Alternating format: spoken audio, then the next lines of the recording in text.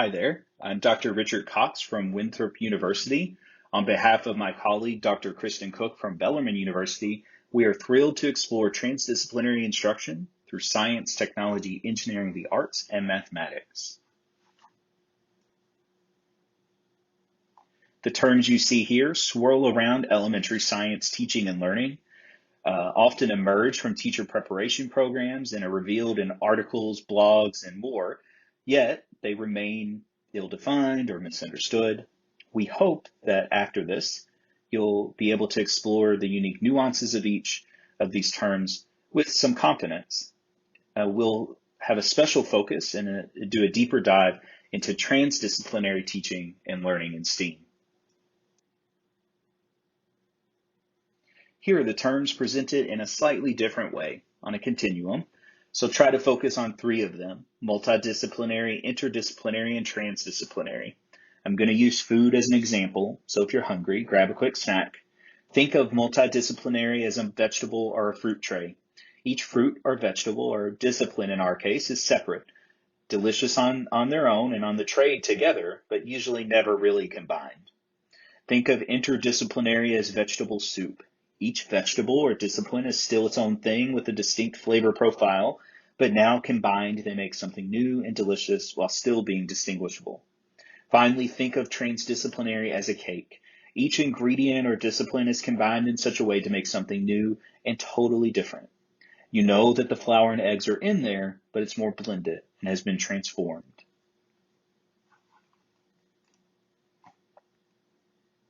Here's a more formal definition of transdisciplinary learning, which is an approach to curriculum that really tries to dissolve the boundaries between the conventional disciplines as we know them. It's always rooted in the construction of meaning in the context of a real-world problem or a wicked problem, something that has more than one solution. As a framework, look to these characteristics as you explore and reflect on your current instruction, and also critically evaluate resources. Is what you're doing transdisciplinary? Is the resource you found or been provided with transdisciplinary? As a checklist, these characteristics might help. Let's take some time to explore three classroom examples, each representative of an integrated approach.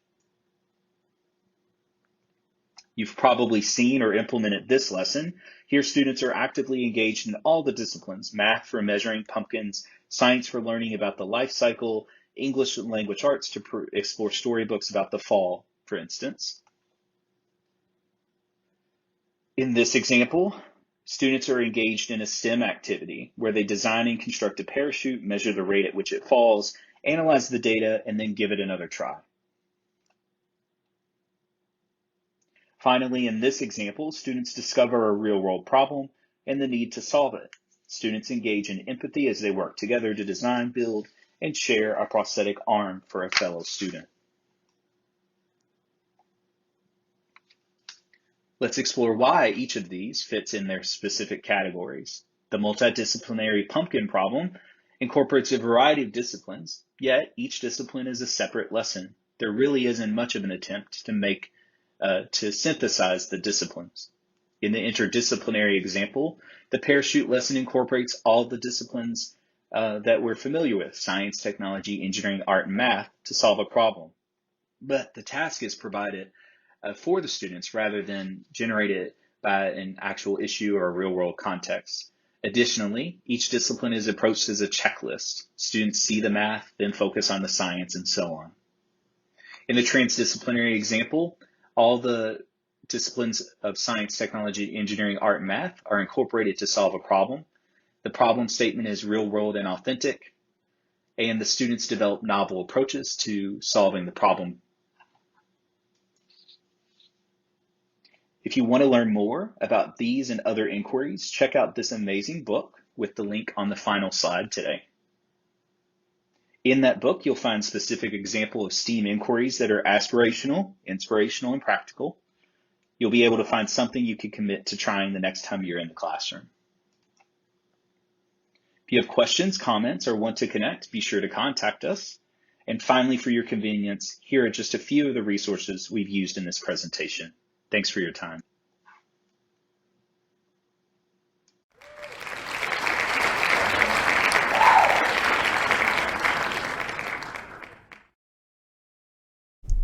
Welcome to STEAM in Action, Architects, Builders, Create, Discover, and Explore. My name is Belle Akers and I teach first grade in San Francisco. I take great pride in sharing a few of my favorite STEAM challenges designed by our students. STEAM is a natural fit for guiding students to deepen their understanding of the world around them and also to develop empathy for the needs of others. The dual impact of an engineering design process and the next generation science standards, science and engineering practices creates hands-on opportunities for students to explore with materials. In setting up your classroom, provide shelving that gives students access to open-ended materials. Plastic bins or drawers and rolling carts are perfect for budding architects and engineers to find the materials they need. Be ready to prompt students with open-ended questions as they work. Tell me more about this. How did you decide to? One of my favorite remote challenges was our first grade pet parade, inspired by Made by Maxine. My students were engaged with STEM challenges at home, posted on Seesaw, and shared with classmates. When possible, during parent pickups, I would provide craft materials and PDFs for the STEM challenges. When we were remote the week after spring break, students were given a fun Earth Day art challenge to create from items found in home recycling bins. Students then shared their recycled art with classmates. Art pieces included a castle and a pterodactyl that could store small erasers in its mouth. STEAM sculptures were made both at home and in school. In March 2020, the Getty Museum challenged people to recreate a work of art with objects in your home. Last spring and this fall, my first graders created their own Maman spider sculpture at home. During in-person teaching, students designed monuments and created sculptures with desk supplies. Two excellent read-alouds for inspiring architects are Dreaming Up, a celebration of building, and The Shape of the World, a portrait of Frank Lloyd Wright. Invite young architects to construct with index cards. I provide a small 6-inch by 9-inch cardboard base, 4-inch by 6-inch index cards, and pre-cut 1-foot strips of masking tape. Students grab additional tape as they need more. After construction, we follow up with a gallery walk and reflect on observations. What details did you see? You can collect data about shapes, height, and number of index cards used. One student tested her structure to see if it would hold weight. Soon, others who were nearby began testing their structures to see if they could hold weight. Civil engineers are challenged with designing bridges that accommodate forces and maintain stability for the span. Students used a variety of craft or building materials to design bridges with a span of approximately 5 to 6 inches. Students loved driving cars with plastic teddy bear passengers across the bridges. After reading Blueberries for Sale or watching the video, students were challenged to engineer a way to cross the river to get fresh blueberries. Innovative solutions ranged from bridges and boats to get across the river. Bridge designs included using cups as anchors. The spans were constructed with sticks, pipe cleaners, and paper. Fairy tales are another genre that invites STEM innovation as students construct castles with index cards. After building the 4 walls, students added architectural details, including doors, windows, arches, rooms, and stairs. Then students added a cast of cutout characters for their castle. We used the STEM castles for a writing workshop story. World landmarks are a natural fit for cross-curricular areas, in social studies for a communities theme, and in math for geometry with 3D shapes. What architectural details do you see? You can read Brick, who found herself in architecture. Follow along as Brick goes on a journey visiting real-life places that are constructed from bricks. World landmarks are a great challenge for budding architects and engineers. I pre-sorted landmark cards to match building sets such as blocks, Jenga blocks, Kiva planks, or Legos. The handout gives you the newsletter blog link to print your own free set of World Landmark cards. I hope viewing this snapshot of STEM and STEAM challenges has sparked inspiration to bring fun challenges to your students. I recommend reading Be a Maker and then steaming ahead. Be sure to download the accompanying handout for lessons, literature list, and online resources.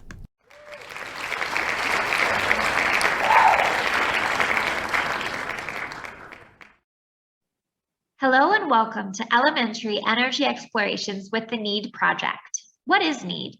Thank goodness for acronyms, because NEED stands for National Energy Education Development. Have you heard of us? We've been around for 41 years and are excited to share with you elementary energy offerings today. Let's begin with curriculum. That's our specialty, K through 12 energy curriculum, from the science of energy to what each energy source is, electricity, transportation, efficiency and conservation, and climate science. All 100 plus guides are free PDF download or e-publication. Best yet, they're organized by topic and grade level. NEED is known for the Science of Energy unit. It provides background information and hands-on experiments to explore different forms of energy and how energy is transformed from one form to another. This gives the foundations for students to understand at a younger age and build upon as science classes get more in-depth. Our philosophy is kids teaching kids, for students to really master the materials and share with their peers, family members, and community. These girls conducted an energy audit of their school building and shared with their administration the findings to help their school save on utility bills. We're all about being hands-on. You understand lessons when they're engaging, and sometimes that means getting messy, from stickiness of apple batteries to vinegar and baking soda spilling over, learning about endothermic reactions. All NEED activities are inquiry-based, asking, what happens if I... Okay, awesome. We've got free curriculum for you, and now we've got your students really engaged and enjoying class. But another perk is, unlike textbooks, NEED curriculum is updated annually based on the Energy Information Administration statistics. Energy is constantly evolving, and we keep things updated for you. Phenomenon.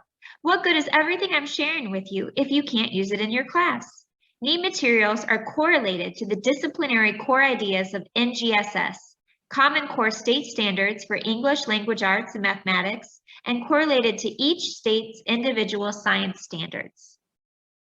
We realize the need, pun intended, for engaging and hands-on ideas for teachers, families, and organizations to use in a distance learning environment to keep kids thinking, exploring, and inquiring.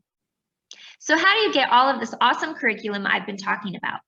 Everything's available at shop.need.org. There's no membership required. Again, it's free PDF download or e-publication viewing, and organized by topic and grade level on the left side, as well as a search bar if you're seeking a specific activity. We also have awesome extras. NEED provides educators with curriculum guides, but also energy source coloring pages, PowerPoint presentations on various energy topics, posters on non-renewable and renewable sources, interactive maps, energy graphics, and I think you're getting the theme here. It's all free and available to you. Student impact. Science experiments should be integrated into primary and elementary levels. This is Madison, a kindergartner, and she won NEED Student of the Year and a trip to Washington, D.C. for her design and testing of a cat warming house to keep her kitty cat warm in the winter months. She's a wonderful example of a young child exploring and thinking like an engineer. We also have teacher training. It can be intimidating trying to teach energy to younger grade levels. We've got you covered. Free professional development for K through 12 educators, which includes free classroom energy kits, substitute reimbursement, networking, and helping you develop ways to incorporate energy in your class. We even have virtual trainings. Until it's safe to conduct in-person trainings, our virtual teacher trainings are on need.org/events.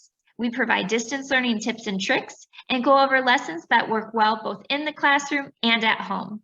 We also include lessons that teach energy across multiple subjects, such as an energy-themed play or story for vocabulary to tie into language arts. Planning a unit is a lot of time and work, let alone filming videos. So you should check out our NEED YouTube channel, which holds a lot of student-led videos on energy experiments for students to easily replicate. It's tying in our philosophy once again of kids teaching kids. We also have a teacher share-a-thon page on the NEED website with lessons already created that you can use for your own class. We use energy on a daily basis as it helps to run our world. So why not get started and introduce elementary students to basic energy concepts early on? NEED can help you head back to the classroom with fun and exciting lessons that teach energy buzzwords and provide a visual glimpse for your young students into how energy works.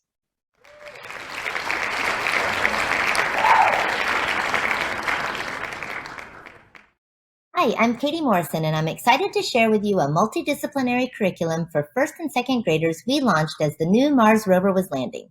This curriculum was taught during hybrid and full-time learning. We had some students learning remotely all year, and lessons were modified for those students.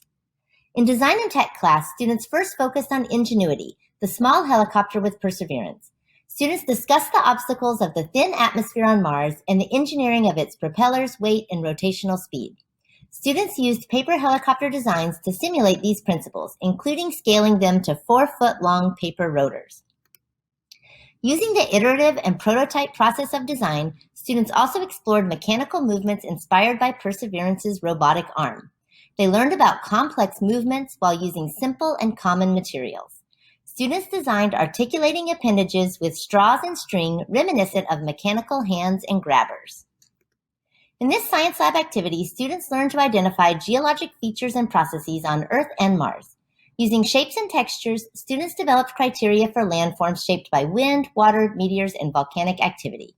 They used photos of Earth and Mars to identify features and determine processes. As we learned about the rover's mission to collect core samples, in the science lab, we compared different types of sedimentary rocks. Using Play-Doh, students built model conglomerate rocks. Trading rocks with another student, they each mapped a series of core samples using a straw to determine the arrangement and colors of pebbles in their mystery rocks. Inspired by the engineering needed to safely land Perseverance on Mars, in classrooms, students took on an egg drop challenge. They mapped the drop and landing sites, designed prototypes, and explored material properties. After building their vehicle from found materials, students tested their designs. They shared outcomes and redesigned. It was exciting. The library specialists supported student learning and understanding through storytime discussions. Students also listened to astronauts on the International Space Station read picture books. The library also put together collections of space-related nonfiction and science fiction readings so that students could continue exploring at home. In this ELA example, students wrote postcards from Mars. Because of classroom potting, teachers facilitated student connections by creating pen pals who wrote to each other throughout the year. For their Mars note, each postcard needed to contain 2 facts about Mars from grade-level readings. The postcard process included a brainstorm, draft, self-friend and teacher edits, a final draft, and mailing. In music class, students learned about sounds on Mars and the microphones on Perseverance to record its landing. Using cymbals, a theremin, drums, and chimes, students created audio tracks for a NASA animation of the landing.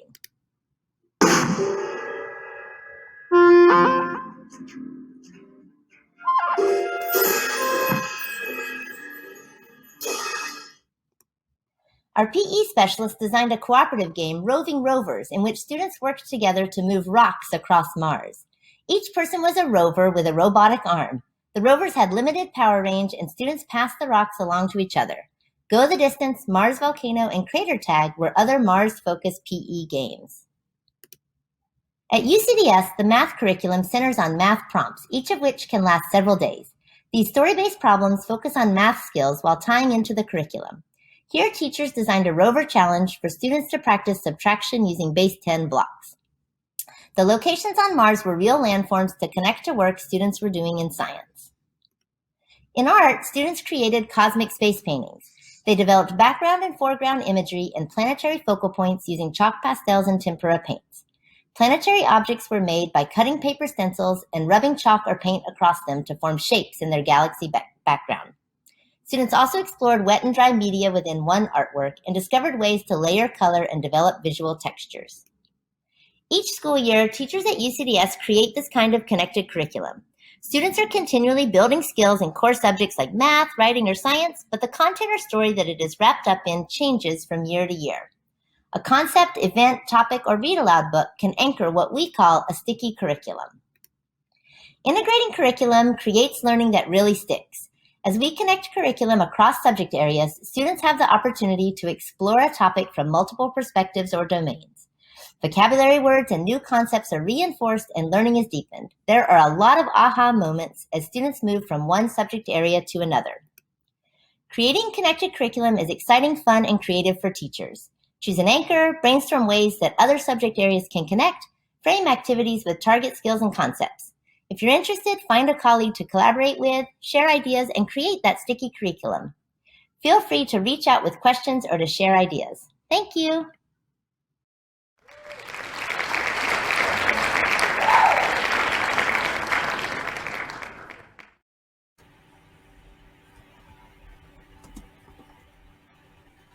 Hi, my name is Ashley Townsend.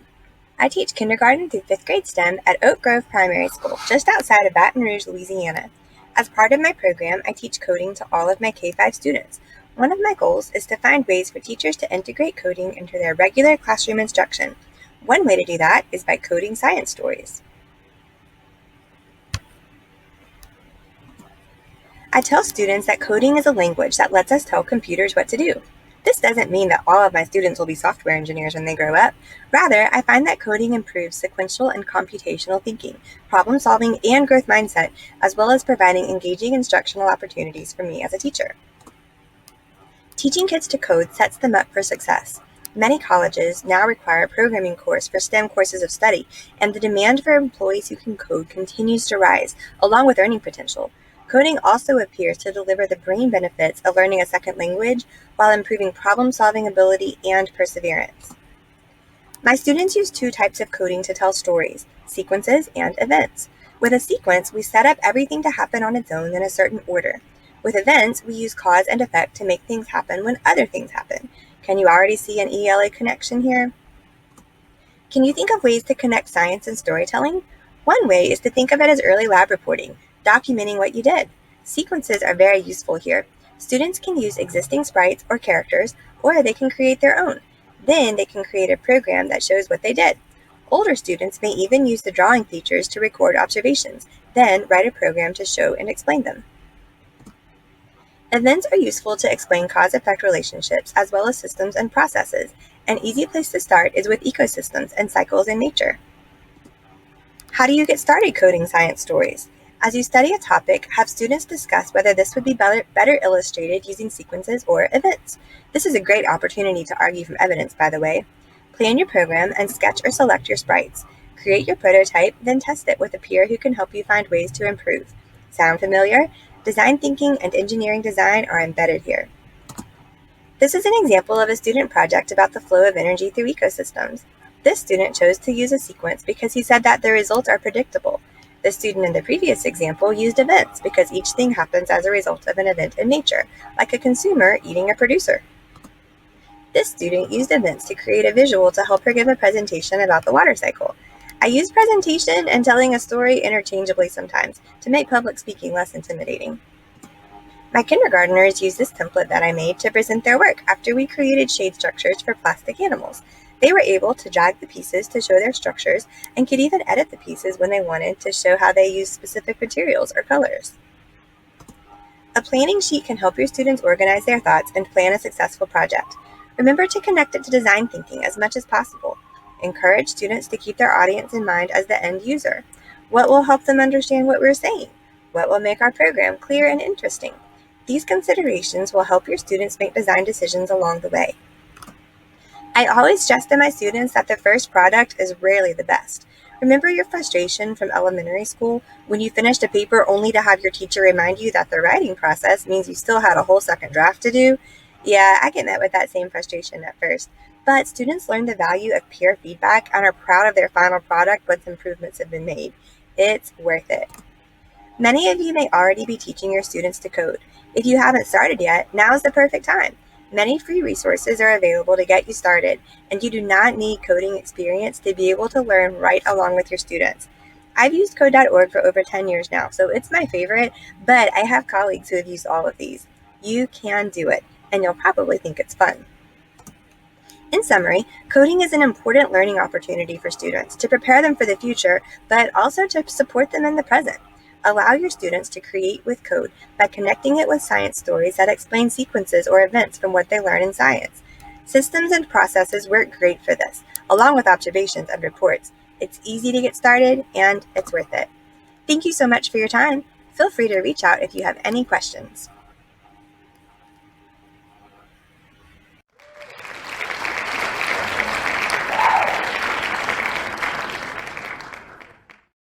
Hi everyone, I'm Jen Brownwell. I'm the elementary science resource teacher for the Howard County Public School System in Maryland. I'd like to explore early childhood engineering experiences to engage in-person and virtual students. I'd like to set a little bit of context about the Howard County Public School System and its experience with virtual learning. We closed in the spring of 2020 and finished out our Q4 fully virtual. September 8th through February 26th, we were also fully virtual. So for quarters 1 through 3, students received 2 synchronous science lessons per week for 4 weeks each quarter, and they worked with 2 asynchronous science assignments per week for 4 weeks each quarter. Students started returning in a hybrid format on March 1st, 2021. So why engineering? The actual doing of science or engineering can also pique students' curiosity, capture their interest, and motivate their continued study. Students should learn how science is utilized, in particular through the engineering design process. Engaging young learners in engineering is a valuable opportunity for supporting and advancing social emotional learning, or SEL. The Castle SEL framework outlines 5 core competencies for social emotional learning, and because of the often collaborative nature of engineering and the built-in problem-solving aspect, several SEL skills can be worked on simultaneously. Through backwards design principles, as proposed by the Understanding by Design approach, we first consider our desired results. In this case, it's the next generation science standards performance expectation: use tools and materials to design and build a structure that will reduce the warming effect of sunlight on an area. Here are my 3 buckets, and they're here in the shade. You can see that there's no sunlight on them. We're going to see what happens when we leave them out here for a while. And here, boys and girls, are the other 3 buckets of the soil, the rocks, and the water in the sunlight. You can see that the sun is shining right on them. Let's see what happens. The next phase in Understanding by Design is identifying evidence of learning, deciding how we will know when students have achieved the set goal. Can we help solve a problem? I like to go to the beach. I like to go to the beach when it is sunny. When I sit on the beach, I like to color in a coloring book. Coloring is relaxing. The material in the shade stayed cooler than the materials in the sunlight. What might happen to my crayons in the sunlight at the beach? Watch to see what happens to the crayons left out in the sun. Those crayons didn't take long to melt. If I leave my crayons in the sunlight, they will melt. I won't have anything to color with. I have a problem. What is my problem? Can you help me find a solution? Let's use the engineering design process.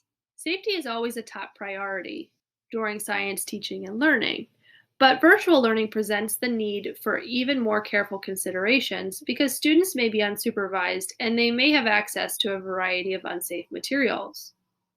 Related to this, when we consider materials for our engineering design project, as part of the planning stage, in a traditional setting, we may be accustomed to providing all materials for students.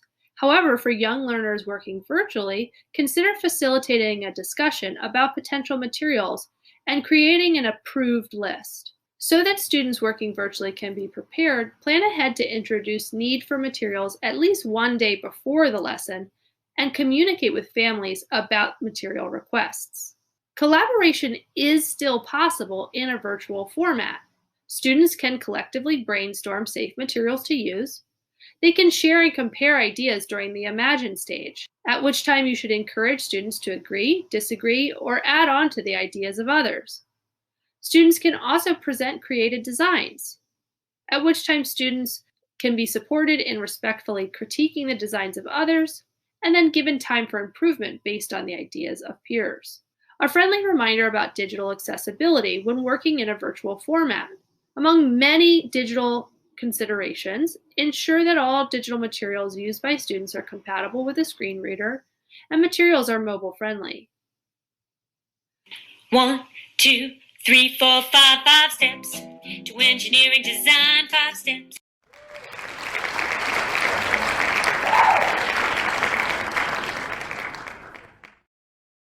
Welcome to my presentation on Green Architects, The Wall is Alive. My name is Annette Venegas, and I am the Science and STEM Instructional Specialist for Kent School District in Kent, Washington. This unit engages students with many of the Grade 2 science and engineering standards. The lessons connect students with real-world applications and entrepreneurs in the field. It integrates science, engineering, math, and literacy, and engages students with 21st century skills. I had shown my students pictures of the straw bale garden and my hanging vertical planters. They started asking questions about why I would grow plants like that, instead of in the ground like most people. I caught myself from answering the question and instead asked them, why do you think I would do that? That started all the questions. I looked around for an engineering unit that incorporated lessons on vertical gardens, and I found one called Green Architects. The unit used an anchoring question: how can we develop buildings and communities that work with and preserve the environment? Incorporates many of the science standards and ends in a summative challenge. I introduced the summative challenge at the beginning of the lesson cycle to provide the why that students were working through all of the other sense-making investigations. In the summative challenge, students will be designing and constructing a green home that is suitable for the area in which we live. To build their house, they must understand many science concepts. To build a foundation on green architecture, students listened to the story, Earth-Friendly Buildings, Bridges, and More, the Eco-Journal of Corey LaPont. Then, for a history tie-in, we discussed the history of green architecture, and they recorded information that interested them on their own copy of the timeline. The first activity was What's Available? Students gathered information from various sources on the natural resources available in our area.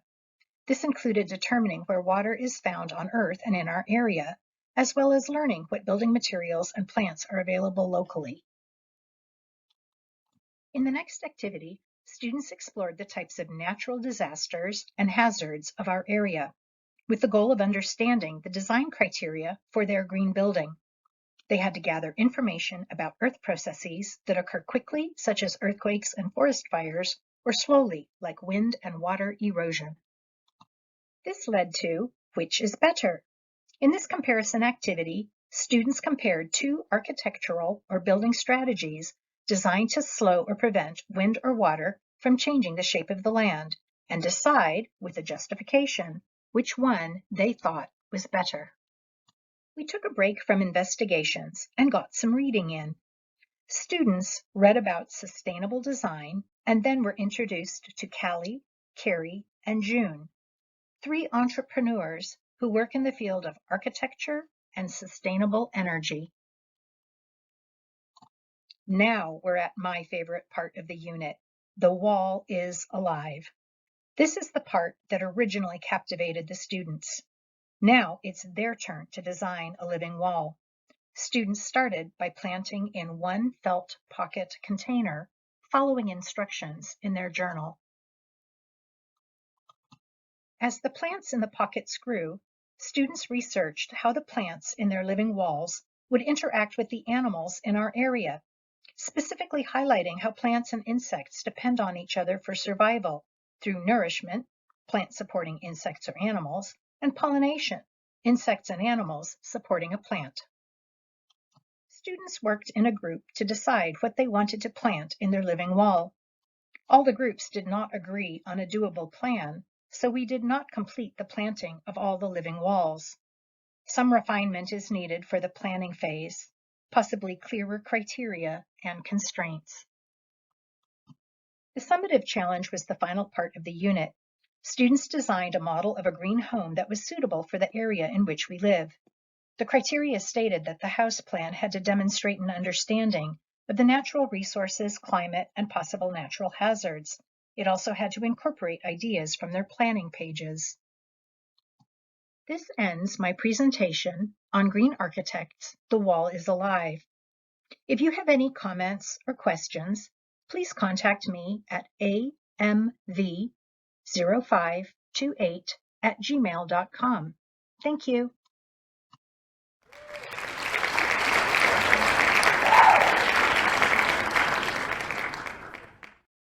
Welcome to City on the Delta, navigating natural disasters with the engineering design process. I'm Jennifer Williams and I teach science at Isidore Newman School in New Orleans, Louisiana. So let's begin this presentation with a test of your knowledge of New Orleans geography. What shape is the city of New Orleans?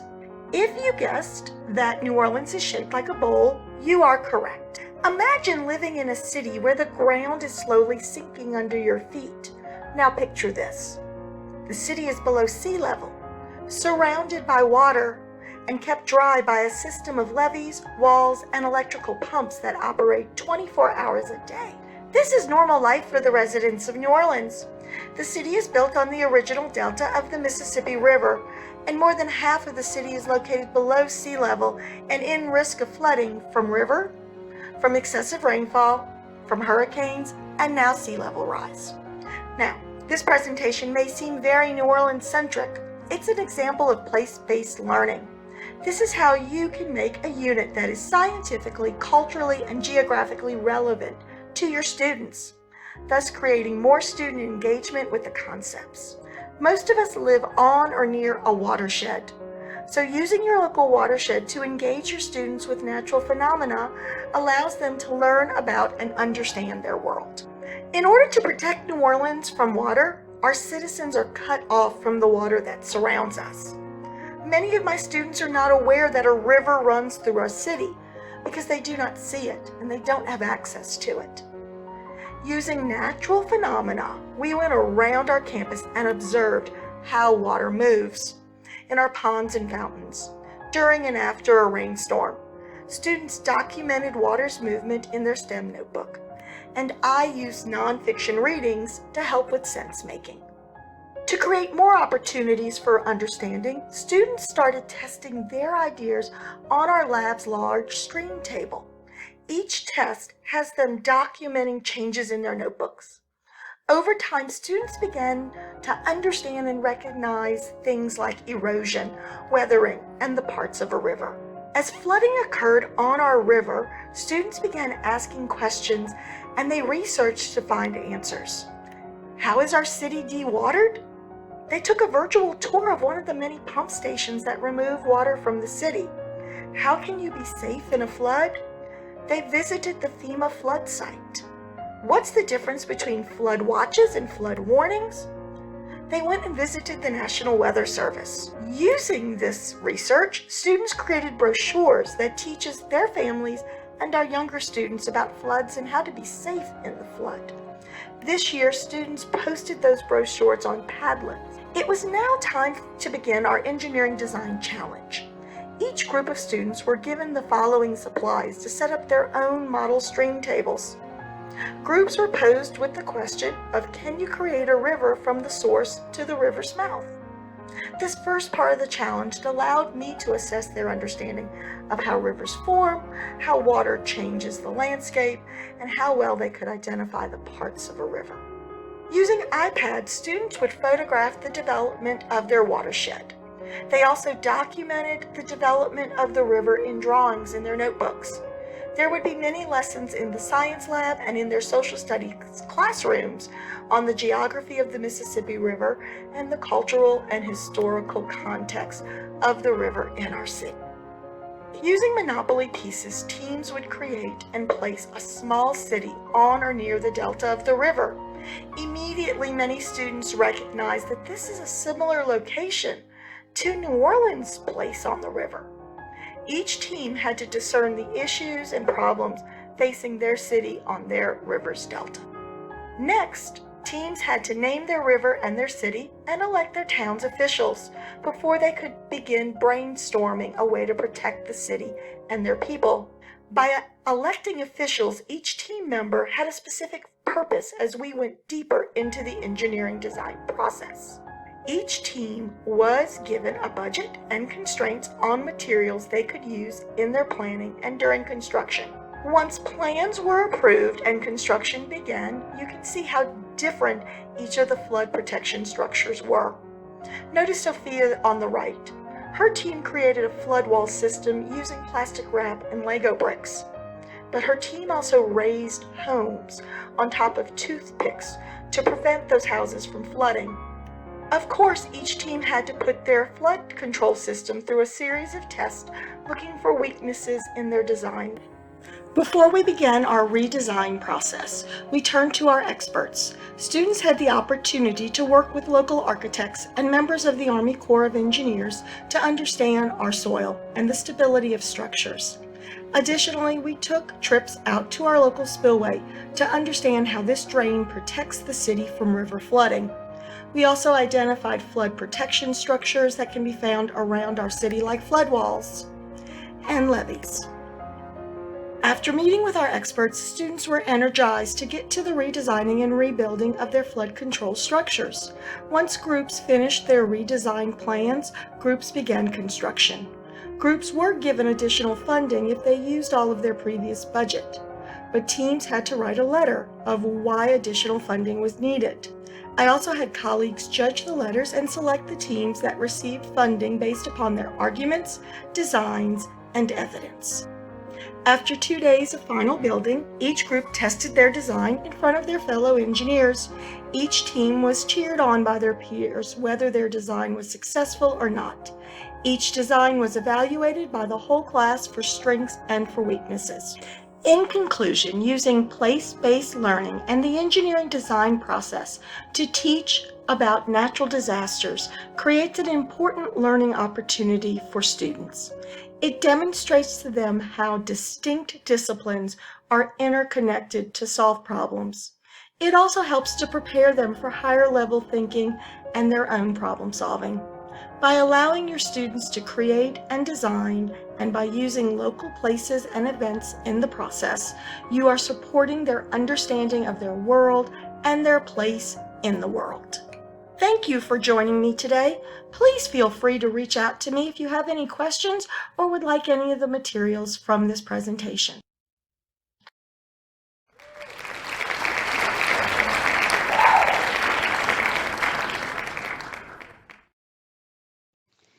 Did you feel that? A pre-K class uses earthquakes to begin studying geology. I'm Ann Lowry, a pre-K teacher in Reno, Nevada, and this short video will give you quick glimpses on how I used earthquakes to introduce geological concepts to my students. Though not explicitly discussed in each slide, we did follow appropriate safety protocols in all activities at school. After one earthquake, we talked and described about what all we saw, heard, and felt. We couldn't make an earthquake, but could we replicate the way something like a ceiling fan wiggled during that earthquake? After several attempts, we engineered a class seismograph where the different jumps could be recorded as lines, also introducing the idea of recording and interpreting data. The students carried this further by building with foam blocks on a salt-filled tray. The students shook their trays in different ways, noticing how each structure reacted. Of course, this ended with everyone building or creating their own cataclysmic earthquake. The class also rough mapped where everyone lived to see if the earthquake was felt more in one part of town than the other. But why did the earth move? Using the concept of pressure causing things to rise, with which the students are familiar, we created our own volcanic explosions, blowing through the bottom of a mixture of corn syrup and water, allowing them to explore the relationships between the ratio of sticky corn syrup to the freer flowing water, and seeing how that affects volcanic activity. Using mixtures with different viscosities helped my students ask new questions. What happened to the magma when it cools in the earth? What happens if it cools outside? Creating glue volcanoes was a great way to think through this idea with their hands. They began to see the different ways lava flowed and developed an understanding of how small amounts of mass could cool more quickly. To explore magma cooling inside the Earth, the students looked at ice cubes with different materials frozen inside, which led to density questions. They also crushed materials such as cereal to investigate its components using hand lenses and magnets. These activities not only built geological understanding, but also gave the students glimpses into mining, a big industry in our state. Through these activities, the students had to learn how to use tools for investigating rocks. The more the students studied the rocks, The more they noticed, the more questions they had about how rocks form and change. As we are near many hot springs, the students had lots of ideas for testing their new questions, some of which we did in class, others were sent home as family activities. We decided to use our hands with the heat and pressure from our hands as metamorphosis. Putting out a variety of different materials, we acted out volcanic explosions and layered together model magic, air-dried clay, aluminum foil, rock salt, dirt, and Play-Doh. Then busy hands got to work, pushing in from the sides, flattening from above. Each rock experienced different situations, which the students discussed and compared. Now that the students had some ideas about how rocks change through metamorphosis, what about through weathering and erosion? The students brought up this point, having watched rocks on the playground change over time. They came up with ideas such as rubbing rocks with sandpaper and shaking rocks in a cup to simulate mechanical weathering in rocks. Using mechanical weathering as a starting point, the students were introduced to the differences between weathering and erosion. In Western Nevada, the students are very familiar with wind, so use straws and basers to move sand and such, knowing how material moved, with and without blocking objects, modeling wind erosion. They then tested these ideas with water in the sandbox outside. This led naturally enough to exploring how sedimentary rocks form. After mixing sand and dirt, the students added water, noticing how channels were formed and which materials were deposited. They used these experiences to create their own sedimentary storage jars. A natural next step is considering how plants and animals could land in sediment and become fossilized as well, which of course started a huge interest in dinosaur bones, which led back to reviewing weathering, erosion, and metamorphic changes. The students practiced being paleontologists, recording their fossil finds through drawing and photographs, and measuring their samples before they excavated.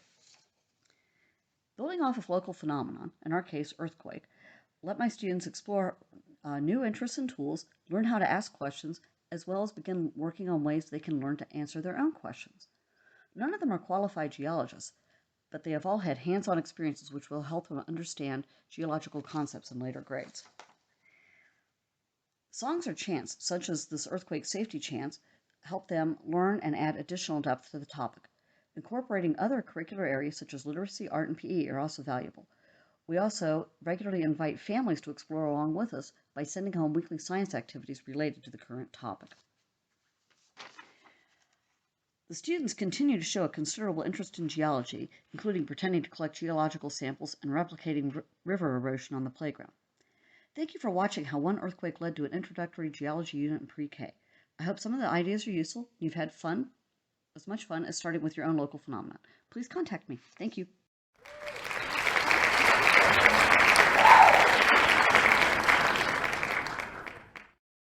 Hi, my name is Liz Tetloff.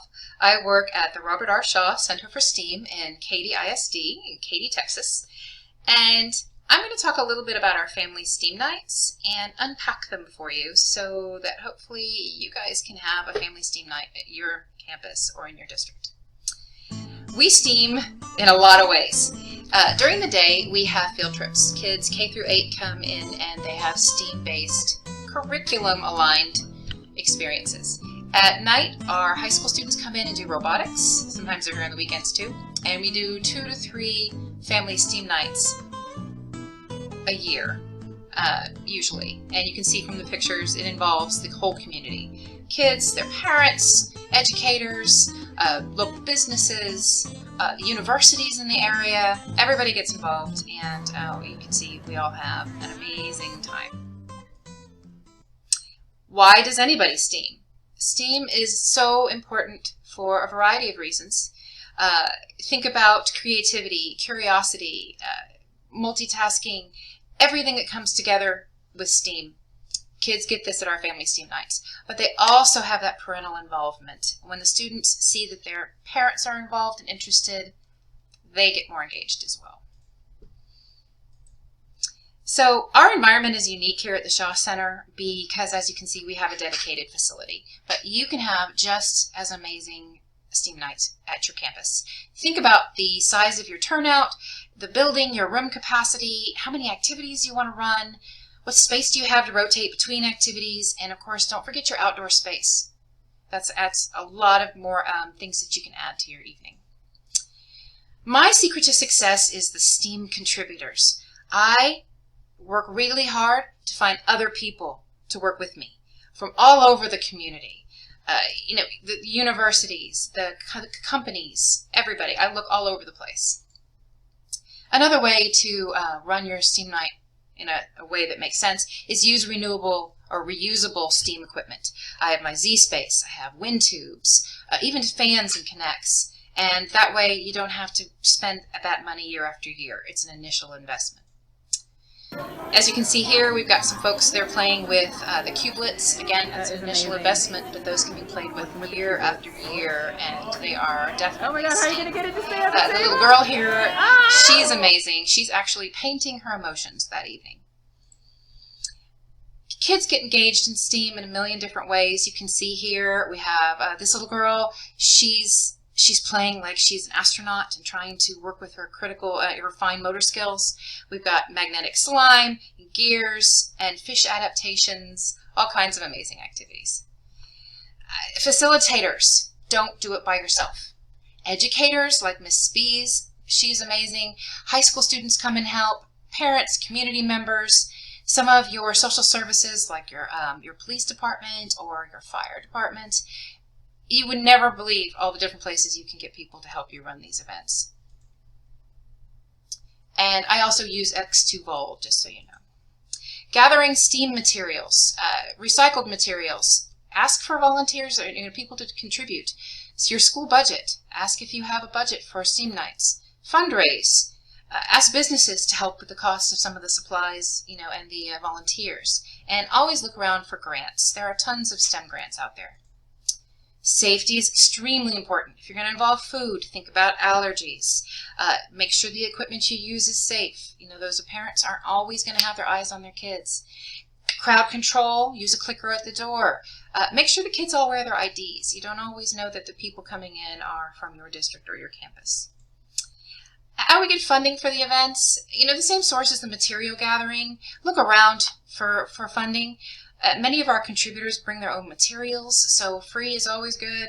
And again, grants. STEM is good for the entire community. So full steam ahead, folks. Science, technology, engineering, art, and math are amazing, but family STEAM nights can be so much more. A family who plays together stays together. And this is so much our why at the Shaw Center. When we see these smiling faces, it makes our day. So again, my name is Liz Detloff. I'm so glad to have spent some time with you guys. My email address is right here for you, and email me if you have any questions. Enjoy your conference.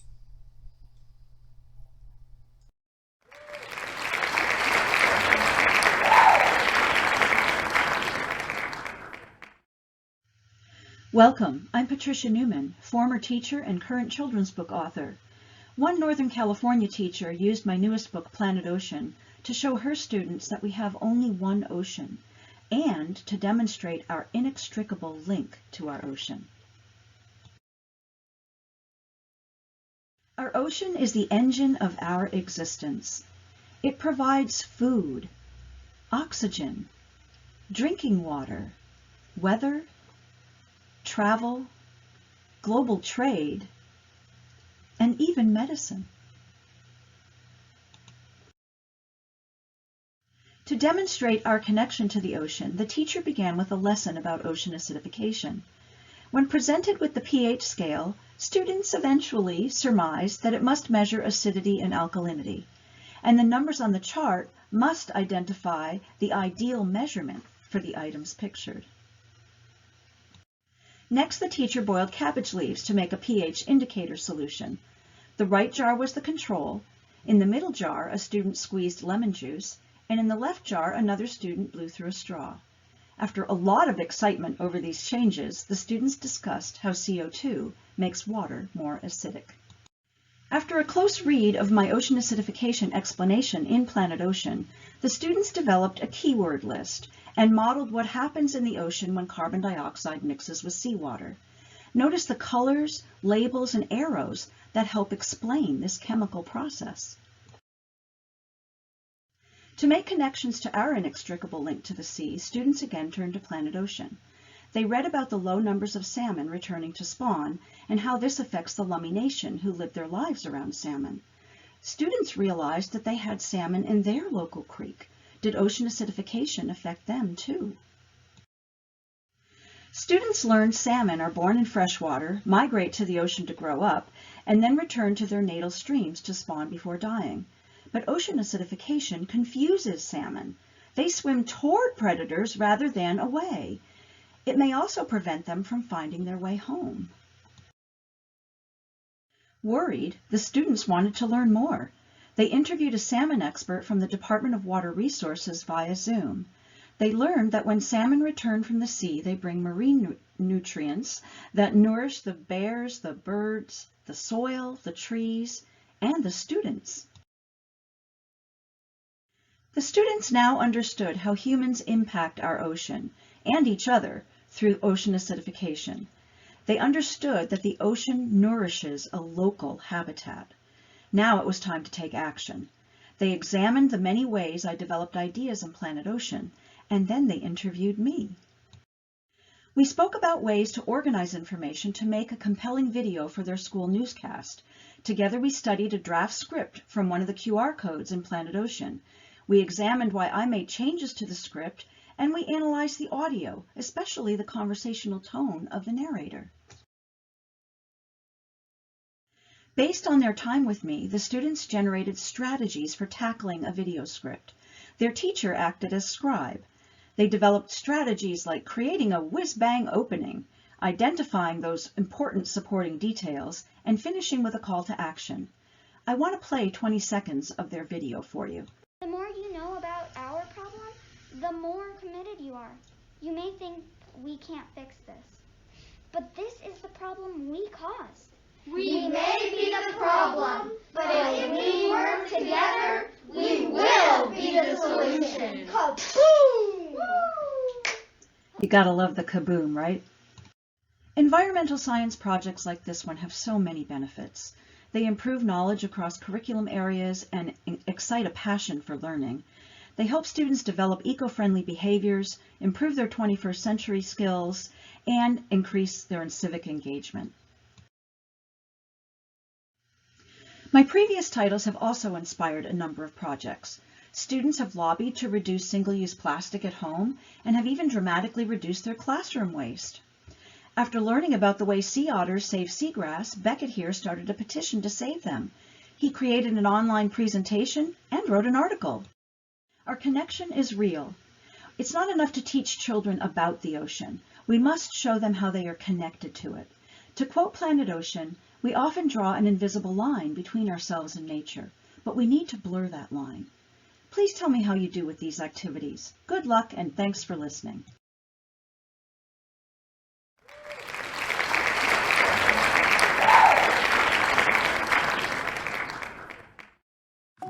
Thank you for attending the Elementary STEM Showcase. Please join us at 4:15 Eastern Time for the question and answer session with today's presenters. Thank you for attending STEM 21.